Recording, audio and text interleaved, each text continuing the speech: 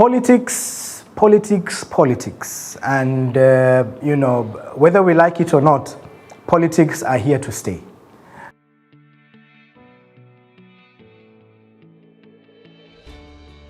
Politics, and whether we like it or not, politics are here to stay. Decisions are made in parliament, decisions are made by leaders, decisions are made by those placed in positions of authority in our communities. So whether we like it or not, politics affects us as Kenyans.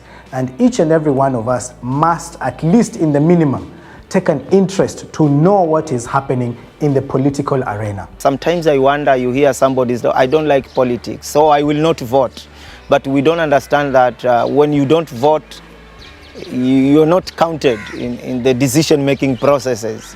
If you're not participating in political processes, it means you're not part of the decision-making processes which are done in the country.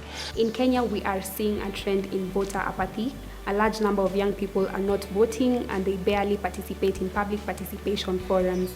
This is quite unfortunate because politics affects everyone's lives, including the young people. It's paramount for Kenyans to spend enough time thinking and processing political decisions.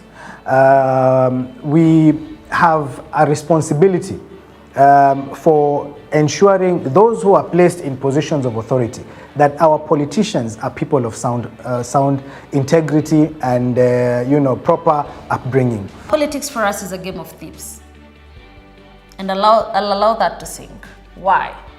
We vote in the people who've looted best, the people who've laundered money best, but at the same time the people who've made a whole scene out of what they've stolen for us to see.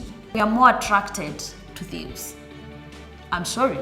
Why? Because I have seen a whole governor come online and show us how he has money in dollars posted in boxes, but we still vote them in, right? I have seen a whole MP vibe in clubs, shoot people, but we still vote them again because why not?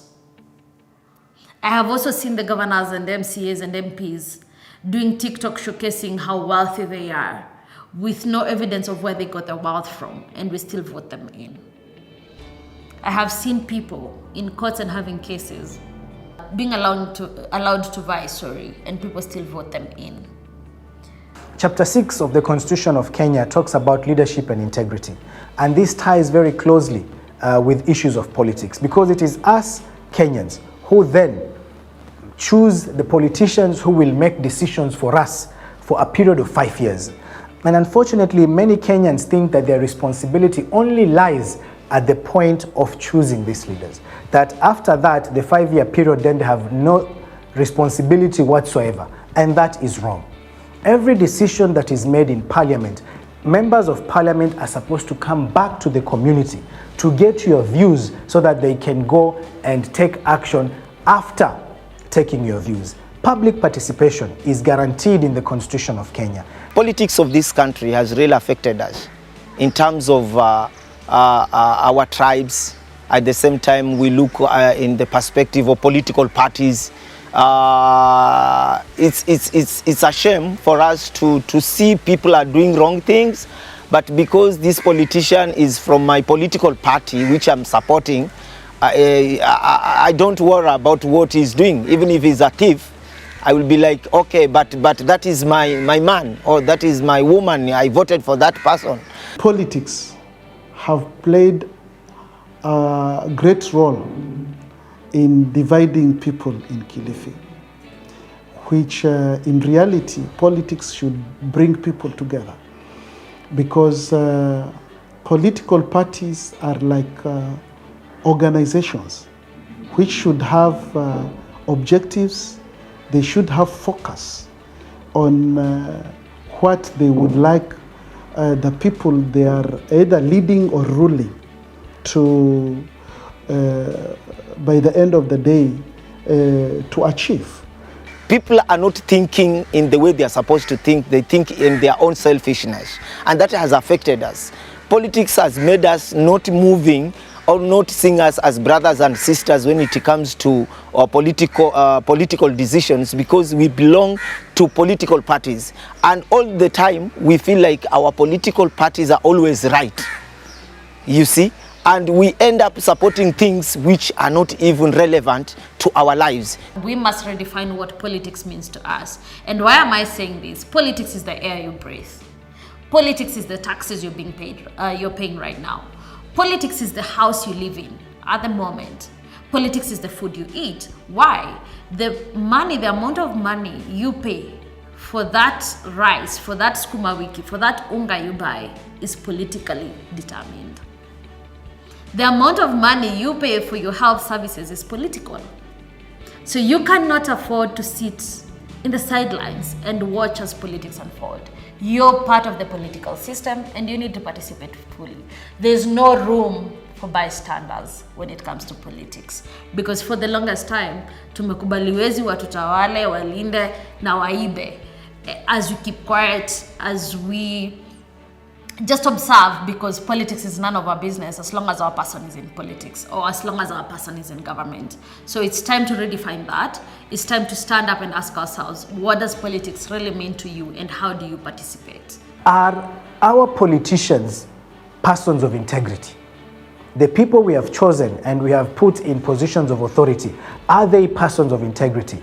Ask yourself, Kenyans, if you were to strictly apply Chapter 6 of the Constitution on leadership and integrity, will your political leader fit to hold office strictly when applying Chapter 6 of the Constitution of Kenya?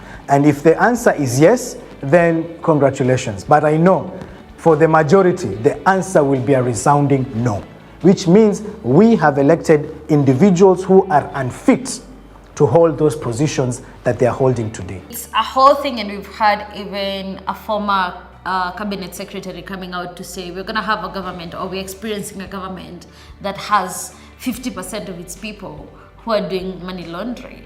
So are we expecting these people to be honest and genuine? Are we expecting them to give us a governable system that people can work with? All these problems are down to poor policies, the laws that are made in parliament that increases the taxes, and also lack of goodwill from the executive, both in the county and national government. I think also there's good things which has been happening in this country through politics, but I think sometimes our voltage of discussion on politicking of everything has really put us into problems, because we end up politicizing everything. Even the good things we will end up politicizing.